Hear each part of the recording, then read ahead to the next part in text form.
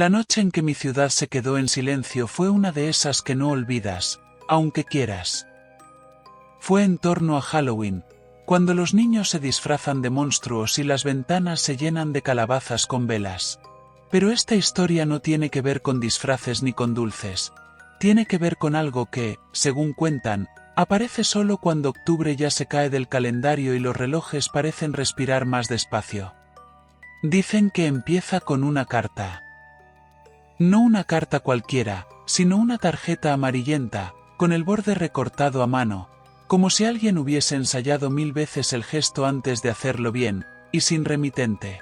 Dentro, una frase en tinta negra, clara, sin firma: ven. A las 12. Teatro Calderón. No faltes.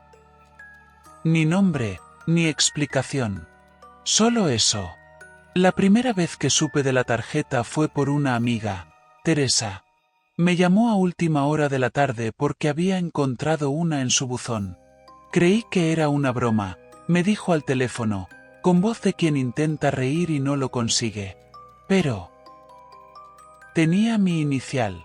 La T, recortada como en un sello viejo.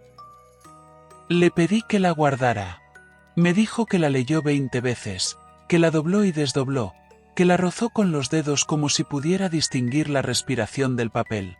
Por la noche, cuando nos vimos, la tarjeta estaba sobre la mesa de su cocina, bajo la luz amarilla de la lámpara, como si fuera un corazón pequeño e inconsciente. El Teatro Calderón no estaba lejos. Esos edificios antiguos que se resisten a morir y que funcionan como hueso y memoria de la ciudad. Cerrado al público desde hacía años, restauraciones eternas, carteles descoloridos de viejas funciones. Que una tarjeta invitara a ir a un lugar así, a las 12 de la noche, olía a algo que no era fiesta ni travesura. Olía a llamado. Teresa decidió ir. No lo dijo de forma heroica, lo dijo en voz baja, como quien confiesa un pecado. Voy a comprobarlo, dijo, y esperó a que alguien la acompañara. Nadie quiso. Eres exagerada, le dijeron. Es Halloween, no una película. Fue sola. Me llamó cuando salía de casa. Si no vuelvo, no te preocupes. Estaré bien, y colgó. No fue un adiós, fue un silencio denso, que se metió en la línea como un animal que no respira. El teatro, esa noche, tenía una puerta lateral entreabierta. La fachada, bañada por la luz azul de una farola, parecía la de un palacio dormido. Entró y le recibió un olor a polvo y a madera vieja, pero también a algo más, a té apagado, a ropa que hubiera sido celebrada y ahora reposaba en la oscuridad. El pasillo estaba cubierto con telas que reflejaban la luz en pliegues suaves. En el suelo, hojas secas, a pesar de ser octubre y de que nadie había pisado el patio en meses. Subió las escalinatas hasta la platea. La butaca con su número tenía una tarjeta igual a la del buzón. T, recortada en el borde, clavada con una pequeña espiga, como si alguien hubiera presionado un botón. Teresa me contó después, porque volvió, y volvería a contarlo 1000 veces, que la sala estaba medio iluminada por velas colocadas en candelabros. No muchas, las justas para ver los rostros, si es que había rostros. Hubo aplausos, al entrar, templados, como un aplauso que no esperaba ser ruidoso. Gente en la oscuridad que no aplaudía con manos, sino con el silencio. Teresa dijo que en aquel murmullo había edades mezcladas, voces de niños, de abuelos, de alguien que reía en un idioma que ella no conocía. Detrás del telón, una figura se movía, y cuando el telón subió, el escenario estaba vacío. Solo una silla en el centro y un libro abierto. La obra no empezó con actores. Empezó con nombres, uno tras otro, escritos en un pergamino antiguo que apareció en el atril de la silla. 49 nombres. Nombraron a los muertos de la ciudad, a las promesas olvidadas, a los que habían desaparecido sin ruido. Y el último nombre era el de Teresa. Ella vio su nombre y no lo entendió. Tembló. Muchas personas allí empezaron a llorar de pronto, no con llanto sonoro, sino con el gesto de quien recuerda algo que no sabe por qué recuerda. Teresa cerró los ojos, buscó la salida, las puertas estaban cerradas. En la penumbra la persona del libro comenzó a leer. No era una voz humana, era una voz multiplicada, diferente en cada palabra.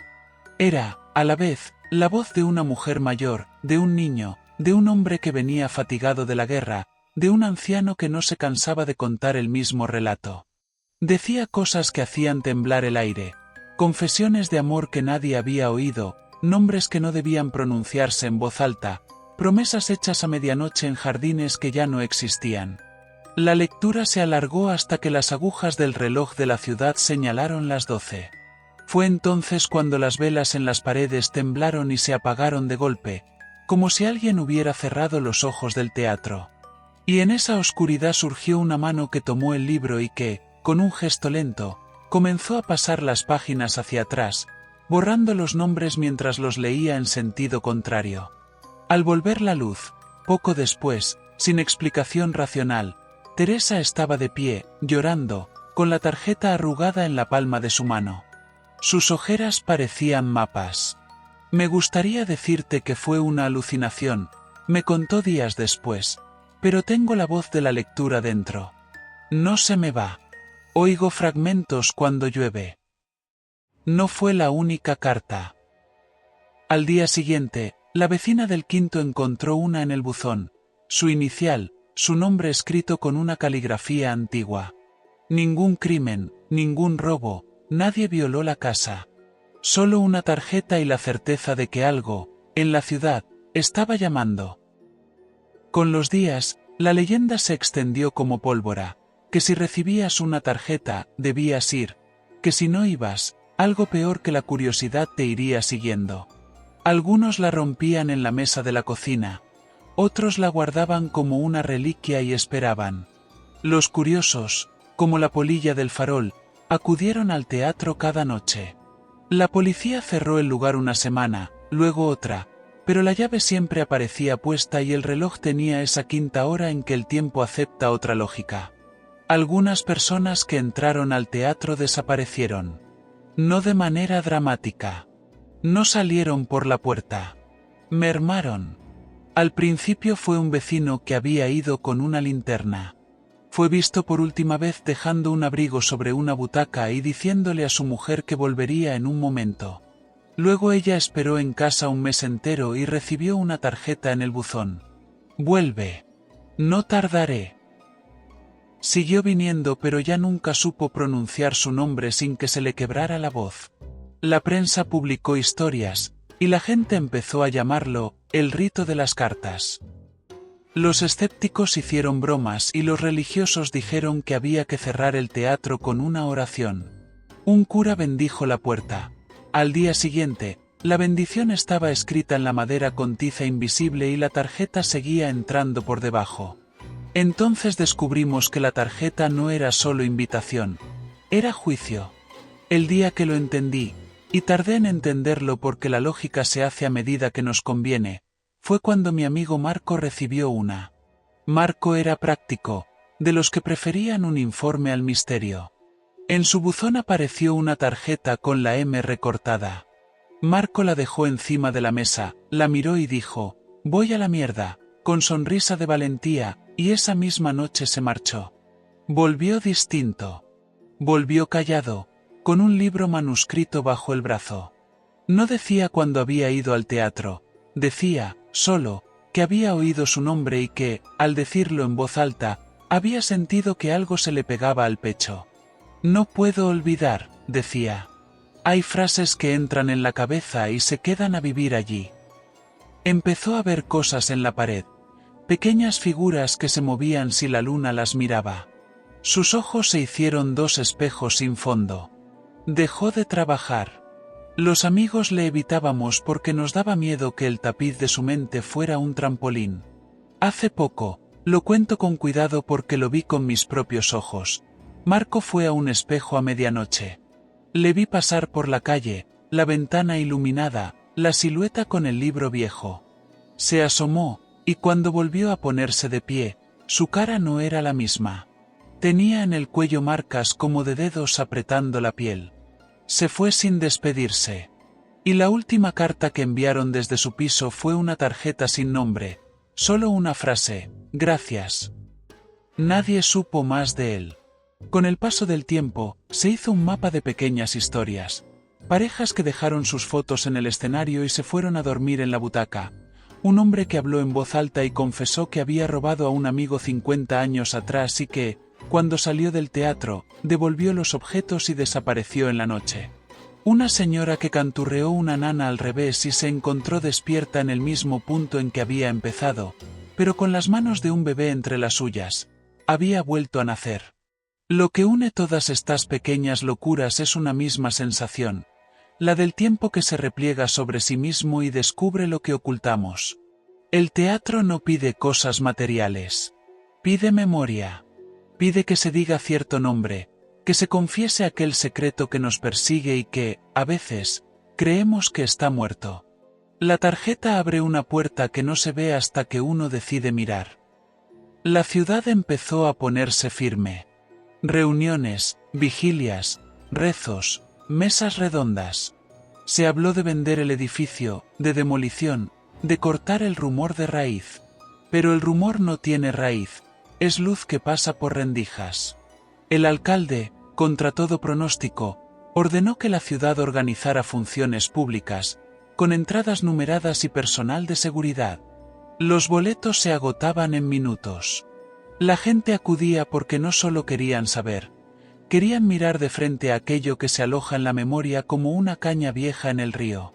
La noche del primer día que el teatro se abrió oficialmente, la sala se llenó. Se instaló un reloj en el escenario que marcaba en números rojos la cuenta regresiva hacia las 12.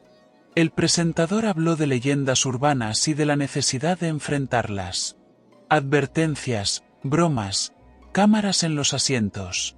Todo el engranaje del espectáculo normal, para proteger lo extraordinario. Pero los milagros rara vez aceptan protocolos. A la hora señalada las luces se apagaron, de forma que nadie supo explicar por qué, y una sola tarjeta apareció en la mesa del presentador. La cámara la enfocó. La tarjeta tenía las iniciales de todos los que reían allí. Uno por uno, los nombres se desprendieron del reverso como si el viento los arrancara. Y la sala, de pronto, se volvió un lugar enorme y deshabitado. Algunos gritaron. Alguien salió corriendo. La gente se quedó sentada. En las butacas había rostros que no eran rostros, sino recuerdos de rostros. Esa noche no hubo un solo desaparecido, a la vista, hubo algo más sutil, la sensación de que el tiempo había pasado por encima de todos como una mano fría. Al salir, algunos juran haber sentido un olor a libro mojado, a cera y a té, y una canción que venía de lejos, como una nana que recuerda a la lluvia. La última vez que vi una tarjeta fue hace 3 inviernos. Se deslizó por debajo de mi puerta cuando yo dormía. Me despertó un soplo frío que olía a papel. La recogí con dedos torpes. La T recortada en el borde, no era mi inicial. La carta decía, no temas. Ven a la última función. Será la final. Había una fecha, y era dentro de una semana. La ciudad ya no hablaba del teatro en voz alta, ahora lo hacía en susurros, con miedo de invocar más. He pensado mucho qué hacer. Contarlo me obliga. Me obliga porque sé que el relato se alimenta del oído y que, si lo guardo, la tarjeta adoptará formas peores. Quizás si digo su historia en voz alta, la tarjeta pierde poder. Quizá es al revés. Quizá el relato la alimenta. No lo sé. Si te invitan, quizá debas oírte primero. Preguntarte, ¿qué nombre llevas en la garganta? ¿Qué memoria escondes en un cajón? Porque eso es lo que parece querer el Teatro Calderón. No vengan pensando que es un truco. No vengan por curiosidad. Vengan si llevan algo dentro que no han dicho nunca.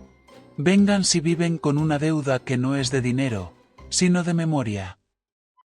Y si vas, una última cosa.